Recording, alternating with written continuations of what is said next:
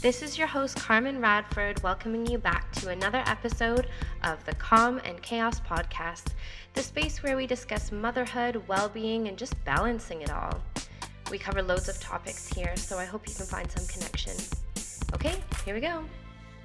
Hey everyone, so today I want to talk a bit about things that I've experienced during pregnancy and postpartum, some surprising things that you just can't be prepared for your exact experience, but these things, there were some that I just was not even aware of. And so the more I researched about it, the more I've shared about it, it's just been really enlightening. And I feel like other women have helped me. I'm hoping this helps other people going through it or who have gone through it just to process it, or who just can be aware of it going into pregnancy and the postpartum stage.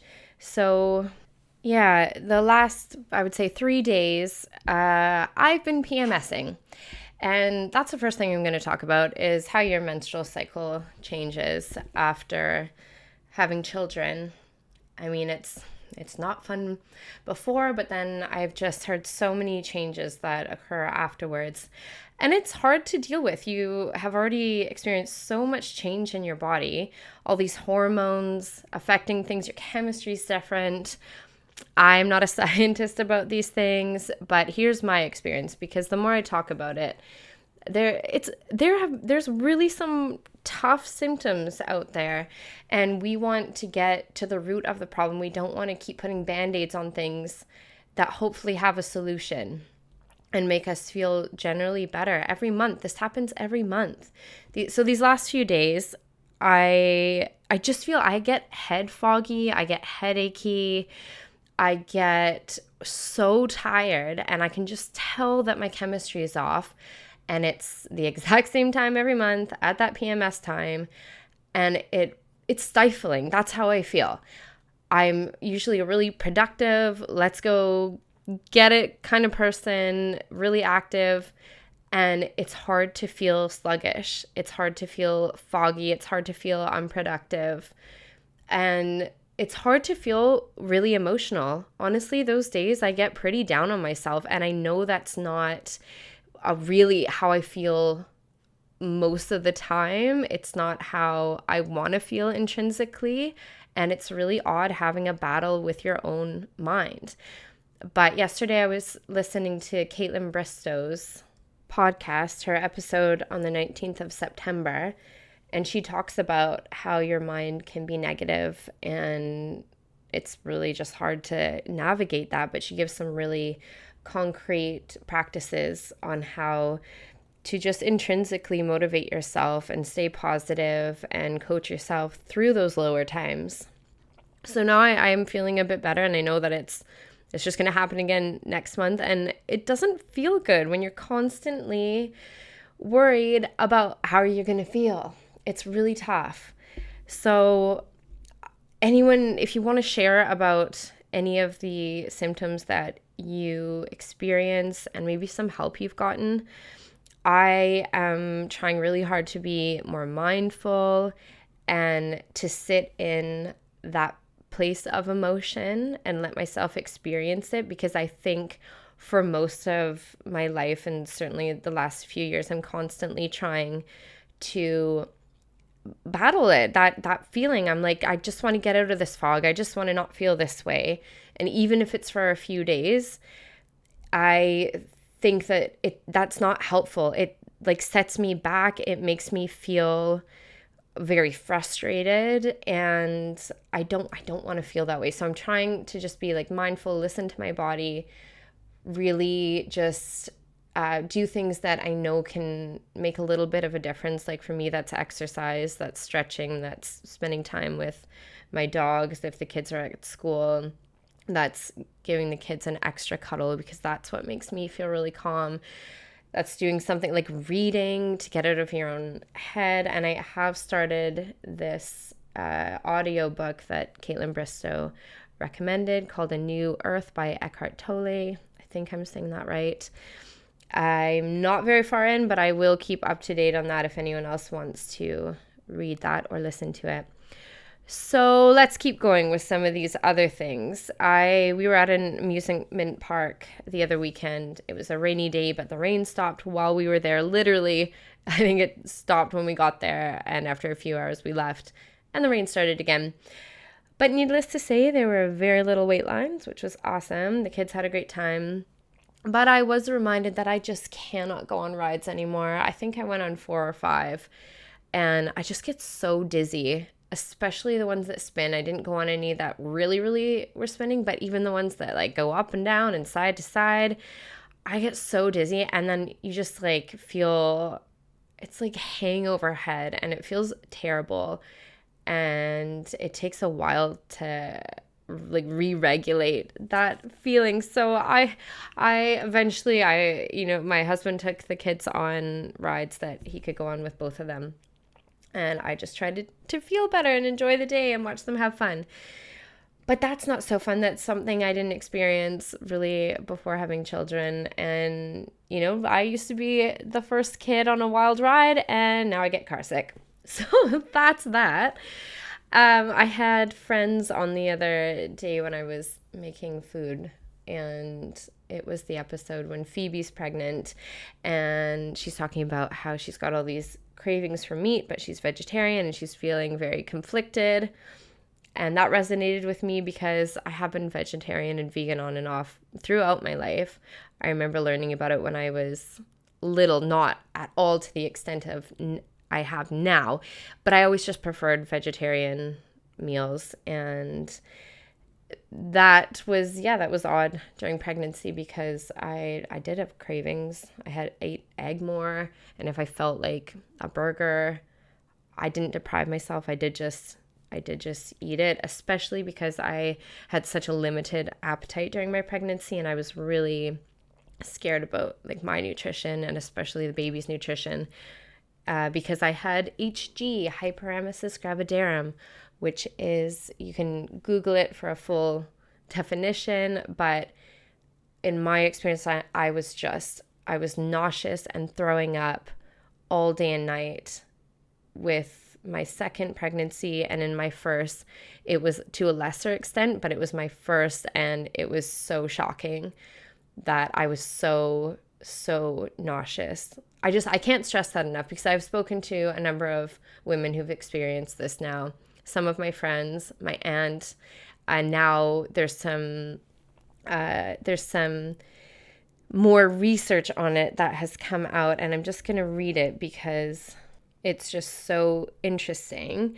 So this is from Hyperemesis Australia on Instagram, and the post says, a new study published in Nature reveals abnormally high levels of the hormone GDF15 and increased sensitivity to it. And those are the major factors contributing to HG. So please, if you're experiencing it, do your own research. And I just hope that something more is found to help women going through it in pregnancy. It's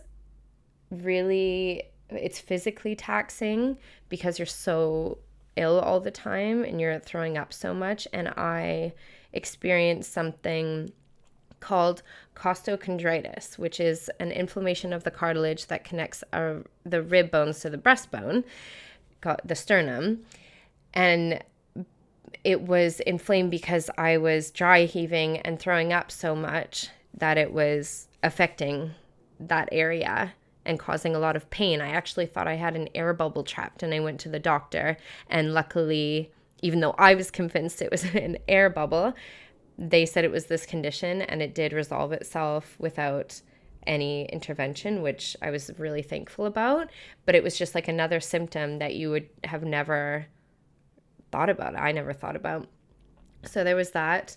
It was also just really emotionally taxing, because when your head feels nauseous, your center feels nauseous, everything, it's very distracting. And I felt so sad about that because the second time, like the first time around, my husband could take care of me. My doctor had experienced HG as well, and so she was incredibly supportive. She wrote me a like sick leave basically for a couple weeks from my teaching job, which was necessary because I was watching and teaching, 30 kids in a classroom, and you can't be throwing up all the time. And I was so thankful for her because I did see a doctor before that who just basically told me, well, some pregnant women get nauseous and you just got to get through it. And, with all the awareness and support there is now, I hope that's not how anyone feels, because it's way too hard. And then with my second one, I had my son to look after. And, I hadn't been over here. I grew up in Canada, and I had just only sort of newly moved over to England, and trying to take care of my little son while I felt like that. And I couldn't take the medication that they prescribed because it just made me too tired. And I guess I somehow had more energy feeling that ill than I did feeling really, really tired from the antihistamines in the medication. So that's, so that, I had to be really mentally strong and coach myself through that time. But my heart goes out to women who, don't have extra support during that time. It's really tough. So I also tried to, like I was saying, I listened to my body a lot, and I couldn't keep much food down at all. In my first pregnancy, one night I was up throwing up, and my husband was up making sure I was okay. And then I walked out to the kitchen, grabbed a bowl of cereal, Cheerios, and came back to bed. And the look on his face, he was so shocked. He tried to understand. He was just talking to me, trying to understand, how are you just that sick, throwing your guts up, and now you're just here eating a bowl of Cheerios? And I said, I don't know. I'm trying so hard to listen to my body, and anything that it wants to keep down, I will give to my body so that my child is getting nutrition. But it was odd. And then in my second pregnancy, when I was even more ill, the two things that stayed down really well were grapefruit juice and curry. And that's my experience. I'm actually so curious what your pregnancy cravings were, because those were so strong for me. So that was HG. I also got constipation, which was probably from the dehydration of not being able to keep a whole lot of liquids down. Oh, the joys. So a couple other things. My feet are so dry now, and I cannot get a hold on it. They're wider. If anyone has amazing cures for dry feet, please pass them on. I have a bit of an aversion to sugar now. Like after my second baby, I tried to eat a cupcake, I remember, because I never craved sugar besides like grapefruit juice in that pregnancy. And I ate a cupcake and I just threw it right up, and I thought it was a one-off. But ever since then, if I eat a whole bunch of sugar in one sitting, I get headachy. I get nauseous. So that's fine. I'm just listening to my body with that. My hair went curly after my second baby, and that's, I guess, just the hormonal changes. And then in the title of this, it says a goatee tanline. So I will explain that. When my first child, my son, was about 7 months old, my husband and I took him on a baby moon / our honeymoon to a sunny place. And probably on day 2 of having a little bit of sunshine, I looked in the mirror and I had basically a tan line around my mouth and like a perfectly shaped goatee. And I realized quickly it was hyperpigmentation of my skin. That has since subsided, but I dealt with that for quite a while, and I know that's fairly common now. So you have to make light of it. I laugh about it now, but it's all these things that you don't anticipate, and that can be pretty surprising. So those are the things I experienced, and it's just a bit of a list. But also, probably on top of everything, I've always been a bit of a worrier, but now worries are just amplified so much after you have children, aren't they? So I thought I would write a little poem about it a while ago, and I will just share it mostly so that I can remember it, but it might help someone. You might want to read it to yourself or to your kids about worries. So here it is, worries. I tell my worries it's time for bed, but they keep on playing in my head. So I start the night by counting sheep to help my worries fall asleep. But tonight the sheep are playing too, so I wonder what I'm supposed to do. I say out loud, don't make a peep, to help my worries fall asleep. By now they are getting very loud and heavy like a big gray cloud. I breathe in and out, each breath is deep. It helps my worries fall asleep. They quiet down and start to settle like the whistle of a cooling kettle. So I let the tea just calmly steep as I help my worries fall asleep.